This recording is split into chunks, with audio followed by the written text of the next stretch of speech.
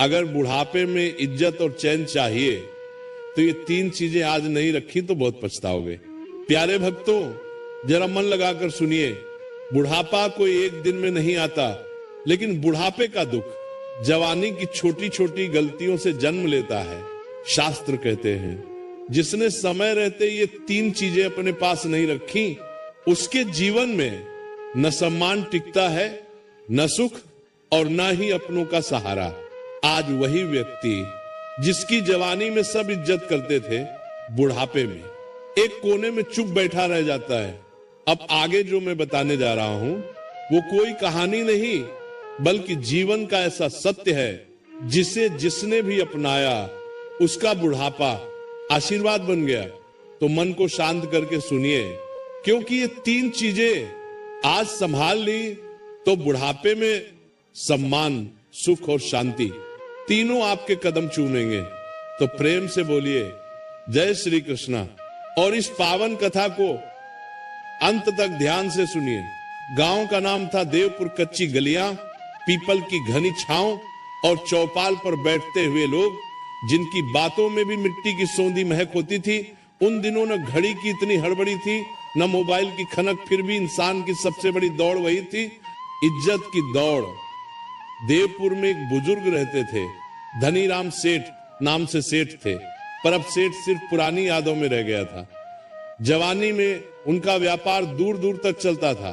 बैलगाड़ियों में अनाज, कपड़ा, गुड़ सब कुछ आता जाता। लोग सलाम करते, चौपाल पर कुर्सी उनके लिए खाली रखी जाती। पर समय ने पलटा खाया। अब उनकी कमर झुक गई थी, आंखें कमजोर, और घर में बहू बेटे की अपनी अपनी खींचतान। धनीराम सेठ के पास धन तो बचा था, मगर चेहरे पर चैन नहीं बचा था। घर में बैठे बैठे उन्हें लगता जैसे उनकी आवाज अब दीवारों से टकराकर लौट आती है, किसी के दिल तक पहुंचती ही नहीं। एक शाम की बात है, ठंडी हवा चल रही थी। पीपल के नीचे चौपाल पर गांव के बुजुर्ग जमा थे। वहां गिरधारी पंडित भी थे, जिनकी उम्र तो धनीराम सेठ से भी ज्यादा थी, मगर चेहरे पर ऐसी चमक जैसे अंदर कोई दीपक जलता हो। गांव के बच्चे भी उनकी गोद में बैठ जाते, बहुएं भी आदर से पानी रख जाती, और जवान भी उनके सामने ऊंची आवाज में बात नहीं करते। धनीराम सेठ ने मन ही मन एक टीस महसूस की। उन्हें लगा ये पंडित जी मेरे जितने ही बूढ़े हैं, फिर इन्हें इतना सम्मान क्यों, और मुझे मेरे अपने घर में ही कोई पूछता नहीं। धनीराम सेठ ने उसी वक्त पंडित जी से कहा, पंडित जी एक बात बताइए, बुढ़ापे में आदमी को सुख और सम्मान दोनों कैसे मिलता है? मैं तो सब कुछ कमाकर भी खाली रह गया।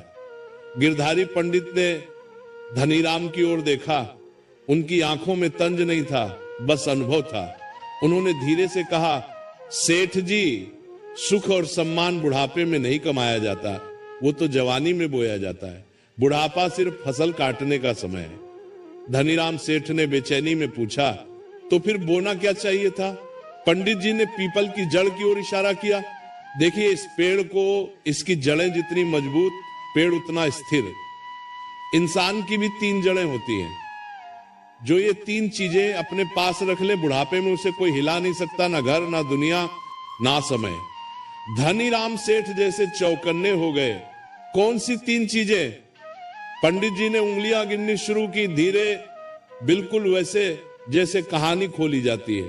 पहली, अच्छा नाम। दूसरी, अपना हुनर। तीसरी, अपना सच्चा साथी। यानी ऐसा संबंध जो स्वार्थ से नहीं, अपनेपन से चलता हो। धनीराम सेठ ने हंसकर कहा, पंडित जी, नाम तो मेरा भी है, लोग जानते हैं मुझे। पंडित जी ने सिर हिलाया। लोग जानना और लोग मानना 2 अलग बातें हैं सेठ जी। नाम वही अच्छा होता है जो पीछे से भी आदर से लिया जाए और सामने भी डर से नहीं, सम्मान से बोला जाए। धनीराम सेठ की हंसी रुक गई। उनके भीतर कहीं कुछ चुभ गया। पंडित जी ने आगे कहा, आपको मैं एक किस्सा सुनाता हूं। पुरानी बात है, जब मैं जवान था, हमारे गांव में एक बनिया था, हरिराम, बड़ा धनवान, पर कंजूसी ऐसी कि दिया भी दूसरों के घर के उजाले में जलाए, किसी की मदद न करे, किसी की बात न सुने। जब भी कोई दुखी आता कहता, मेरे पास फुर्सत नहीं, जाओ। चौपाल पर बैठे लोग ध्यान से सुनने लगे। बच्चे भी शांत हो गए। समय बीतता गया। हरिराम बूढ़ा हुआ, धन रहा, गोदाम रहे, पर घर में शांति नहीं रही। बेटों में झगड़े, बहुओं में ताना। एक दिन हरिराम बीमार पड़ा।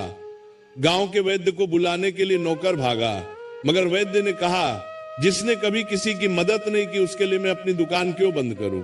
धनीराम सेठ ने बीच में कहा, वैद्य ने ऐसा कहा?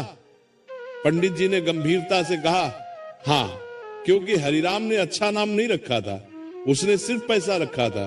पैसा तो तिजोरी में रहता है, पर नाम लोगों की जुबान में रहता है, और बुढ़ापे में सहारा तिजोरी नहीं जुबानें देती है। धनीराम सेठ का गला सूख गया।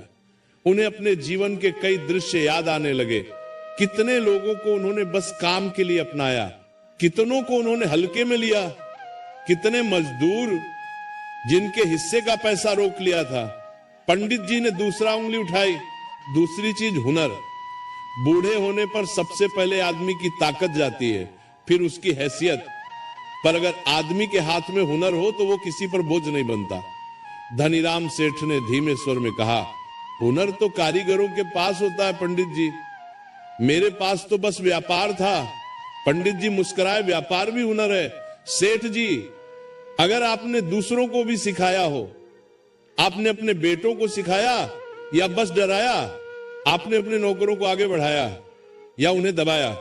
जो आदमी अपना हुनर बांटता नहीं, उसका हुनर उसके साथ ही बूढ़ा हो जाता है। अब चौपाल पर सन्नाटा था। धनीराम सेठ की आंखें नीचे झुक गईं। उन्हें याद आया, उनका बड़ा बेटा कहता था, बाबूजी, मुझे हिसाब किताब सिखा दीजिए, और वे टाल देते थे, अभी बच्चे हो, बाद में कभी आया ही नहीं। पंडित जी ने तीसरी उंगली उठाई। तीसरी चीज सच्चा साथी। ये जरूरी नहीं कि वो पत्नी ही हो, भाई हो, बेटा ही हो। सच्चा साथी वह है जो आपके बुढ़ापे में आपकी बात सुने, आपके डर को समझे और आपको अकेला न महसूस होने दे। धनीराम सेठ ने एक लंबी सांस ली। मेरे घर में तो लोग हैं, फिर भी मैं अकेला हूं। पंडित जी बोले, क्योंकि घर में लोग होना और दिल में जगह होना दो अलग बातें हैं। आपने जिंदगी भर रिश्तों को आदेश से चलाया, अपनापन से नहीं। अब बुढ़ापे में आदेश नहीं चलता। सेठ जी, सिर्फ अपनापन चलता है। धनीराम सेठ के होंठ काम गए। शायद पहली बार उन्हें अपने भीतर की सच्चाई का स्वाद कड़वा लगा। उसी वक्त चौपाल के कोने से एक आवाज आई। ये गांव का पोस्टमैन मंगतराम था, जो हांफता हुआ आया और बोला, सेठ जी, आपके शहर वाले बेटे का खत आया है। धनीराम सेठ ने कांपते हाथों से खत लिया। ऊपर लिखा था, जरूरी बात। धनीराम सेठ ने कांपते हाथों से खत लिया। उनकी धड़कन तेज हो गई। उन्होंने खत खोला और पढ़ते पढ़ते उनका चेहरा पीला पड़ गया। गिरधारी पंडित ने पूछा, क्या लिखा है? धनीराम सेठ ने भारी आवाज में कहा, लिखा है, वो शहर में कर्ज में डूब गया है और वो चाहता है कि मैं खेत बेच दूं जल्दी, नहीं तो वो वापस गांव नहीं आ पाएगा। चौपाल पर जैसे हवा भी रुक गई। धनीराम सेठ का हाथ कांप रहा था और उसी पल उन्हें पंडित जी की तीन बातें, अच्छा नाम, हुनर, सच्चा साथी, तीनों एक साथ याद आ गईं। धनीराम सेठ ने धीरे से कहा, पंडित जी, अब बताइए, इतने साल बाद मैं ये तीन चीजें कैसे रखूं, कैसे बचाऊं, कैसे बनाऊं? गिरधारी पंडित ने धनीराम सेठ की आंखों में देखा और बोले, सेठ जी, शुरुआत आज से होगी, लेकिन आज जो फैसला आप लेंगे वही तय करेगा कि आपका बुढ़ापा सम्मान पाएगा या अपमान। धनीराम सेठ ने खत को फिर देखा।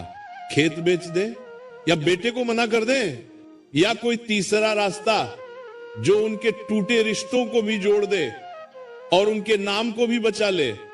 पीपल के पत्ते सरसराए, जैसे समय खुद कह रहा हो, अब बोलो सेठ, क्या करोगे? धनीराम सेठ देर तक खत को देखते रहे। फिर उन्होंने उसे मोड़कर अपनी धोती के पल्लू में रखा और बिना किसी को जवाब दिए घर की ओर चल दिए।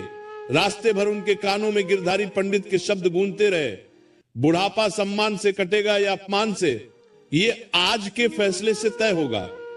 घर पहुंचे तो आंगन में बहू चूल्हे पर रोटी सेंक रही थी। धनीराम ने पानी मांगा। बहू ने बिना देखे लोटा बढ़ा दिया, जैसे कोई औपचारिकता निभा रही हो। धनीराम ने पानी पिया और पहली बार नरमी से कहा, बहू थक जाती होगी, आज मैं खुद कुएं से पानी भर लाऊंगा। बहू चौंककर उनकी तरफ देखने लगी जैसे उसने गलत सुन लिया हो। उसी समय छोटा पोता मिट्टी में खेलता हुआ आया। धनी राम ने उसे पास बुलाया, सिर पर हाथ रखा और बोले, कल से तू मेरे साथ बैठा करेगा, मैं तुझे हिसाब लिखना सिखाऊंगा। बहू की आंखों में थोड़ा सा भाव बदल गया। घर का माहौल जैसे पहली बार कुछ हल्का हुआ। धनी राम फिर अंदर गए। उन्होंने संदूक खोला, पुराने कागज, बही खाते और एक थैली में कुछ सिक्के। उन्होंने कागजों को देखकर मन ही मन फैसला कर लिया, खेत एकदम नहीं बिकेंगे। अगर बेटे को बचाना है तो ऐसा रास्ता चाहिए जिसमें नाम भी बचे और घर भी न टूटे। वे सीधे चौपाल गए। गिरधारी पंडित वहीं बैठे थे। धनी राम ने उनके चरण छुए और बोले, पंडित जी, मैंने सोचा है मैं खेत बेचकर बेटे को पैसा भेज दूं तो लोग कहेंगे सेठ डर गया, और मैं न भेजूं तो मेरा बेटा टूट जाएगा। बताइए बीच का रास्ता क्या है? पंडित जी ने शांत स्वर में कहा, बीच का रास्ता वही है जो आपकी 3 जड़ों को मजबूत करे। अपने नाम के लिए सच बोलिए, अपने हुनर के लिए जिम्मेदारी लीजिए और अपने संबंध के लिए अहंकार छोड़िए। धनी राम ने गांव के पंचों को बुलाया। सब इकट्ठा हुए तो धनी राम ने साफ कहा, मेरा बेटा कर्ज में फंस गया है। मैं खेत नहीं बेच रहा, पर अपनी दुकान का पुराना बकाया जो लोगों का मेरे ऊपर निकलता है पहले वो चुकाऊंगा। फिर गांव के 2 ईमानदार लोगों के साथ शहर जाकर बेटे का हिसाब देखूंगा। अगर कर्ज सही हुआ तो मैं अपनी दुकान की आधी हिस्सेदारी गिरवी रखकर उसे संभालूंगा, पर खेत और घर की जड़ नहीं काटूंगा। पहली सीख, सिर्फ पैसा नहीं, अच्छा नाम कमाइए। लोगों का हक समय पर देना, सच बोलना और मदद करना, यही बुढ़ापे में असली इज्जत बनता है। दूसरी सीख, अपना हुनर अपने तक सीमित मत रखिए। जो ज्ञान कौशल आप जानते हैं उसे बच्चों और लोगों में बांटिए ताकि आप कभी बोझ न बने और आपकी कद्र बनी रहे। तीसरी सीख, रिश्तों में आदेश नहीं, अपनापन रखिए। बुढ़ापे में वही साथ देता है जिसे आपने सम्मान, सुनवाई और भरोसा दिया हो। प्रिय दर्शक बंधु, कथा समाप्त होने से पहले मैं आपसे सिर्फ इतना ही कहना चाहता हूं, आपके एक छोटे से क्लिक में किसी की जिंदगी बदलने की ताकत छुपी है। हम इस चैनल से जो भी कमाई होती है उसका हर हिस्सा एक इंसान, एक पशु पक्षी और एक जीव जंतु की सेवा में लगाया जाता है। जब आप सब्सक्राइब करते हैं, आप सिर्फ एक बटन नहीं दबाते, आप एक भूखे को भोजन देते हैं, एक घायल पक्षी का इलाज करवाते हैं, एक असहाय जीव को नई सांस देते हैं। शायद आप सोचें मेरे एक सब्सक्राइब से क्या होगा, तो मैं दिल से कहता हूं आपके एक सब्सक्राइब से एक जिंदगी मुस्कुराती है।